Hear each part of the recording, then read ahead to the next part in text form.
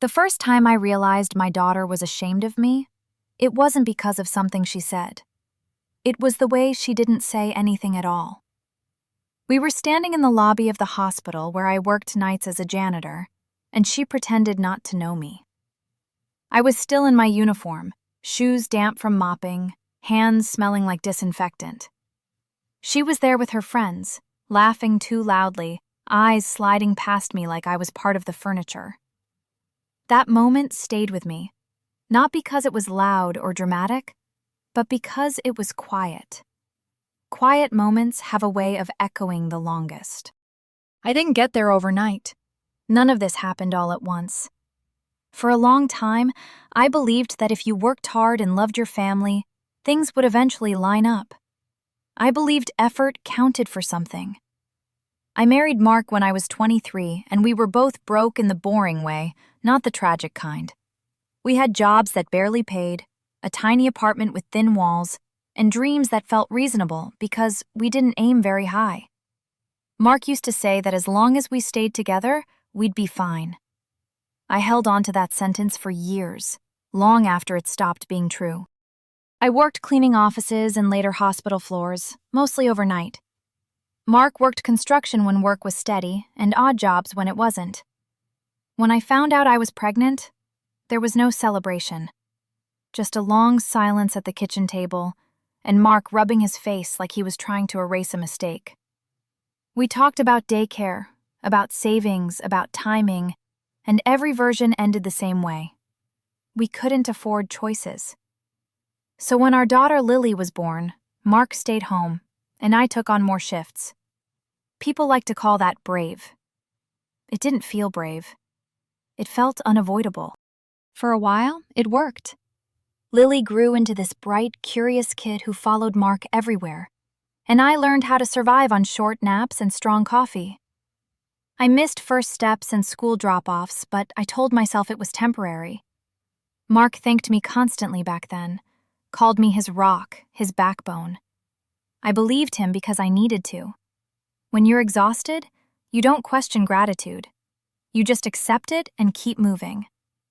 I thought we were building something solid, even if it was small. I didn't realize how fragile it actually was. Things shifted when Lily started school. Mark got restless, pacing the apartment, complaining about feeling invisible. He said staying home made him feel small. I understood that feeling too well, even if I didn't say it out loud. When he said he wanted to work again, I rearranged my life without hesitation. I switched to earlier shifts, picked Lily up from school, helped with homework, tried to be present in ways I hadn't been able to before. For a moment, it felt like balance. Mark came home with stories, energy, plans. I thought we were finally moving forward together. Then Mark got a job at a private fitness club across town. The kind with glass walls, valet parking, and people who treat money like background noise. At first, he talked about it like it was a joke, describing the clients' lives with disbelief. But slowly, disbelief turned into admiration. Our apartment became temporary. My job became just for now. He started suggesting I apply for better positions, take classes, work more hours. It always sounded like advice, but it felt like pressure. I didn't notice when appreciation turned into embarrassment, but it did. Mark stayed out later. Networking, he said. Drinks with clients. Lily started falling asleep before he got home. I told myself it was a phase, that success came with adjustments. One night, he came home drunk and calm in a way that scared me. He said he wanted a divorce like he was ordering coffee. Then he told me about Elaine, a woman from the club, wealthy, connected, confident. He said she made him feel like someone important. When I asked about Lily, he shrugged and said she'd be better with me. That shrug broke something I didn't know could break. The divorce was quick and quiet. Mark didn't fight for custody, didn't argue about weekends. Child support came and went. Gifts were consistent, though. Lily learned early that love could arrive in boxes. I worked more. I fixed things myself. I became good at pretending I wasn't tired. Mark showed up just enough to stay relevant, sweeping Lily into a world of restaurants and trips I couldn't compete with. I told myself consistency mattered more than glamour. I believed it, until Lily started noticing the difference too. When Lily was 13, Mark came to her birthday party. He looked around our living room like it was a museum exhibit and joked about whether I was still scrubbing floors. People laughed awkwardly. Later, Lily asked why I didn't try harder to get a better job. I explained stability, responsibility, reality. She nodded, but I could see the doubt forming. That was when I realized Mark didn't have to raise her to change her. He just had to frame the story differently. As Lily grew older, she pulled away. Mark married Elaine, and suddenly Lily had access to a bigger house, better clothes, new experiences. I stayed steady, boring, predictable. We argued more. She accused me of holding her back, of being afraid of bigger things. I wanted to tell her that fear wasn't the problem. Losing yourself was. But teenagers don't hear warnings. They hear limitations. By the time she left for college, our conversations were polite and shallow, like we were practicing distance. Lily got engaged at 26. I found out through a group message with people I barely knew. Wedding plans happened somewhere else without me. I wasn't involved in decisions, seating, traditions. When I asked about a mother-daughter dance, Lily said she was skipping it. Later, I overheard that she planned to dance with Elaine instead. I confronted her gently. She said Elaine fit better into that world. That sentence settled into me like a weight. I realized I wasn't being excluded by accident. I was being edited out. I decided not to attend the wedding. It wasn't anger, it was clarity.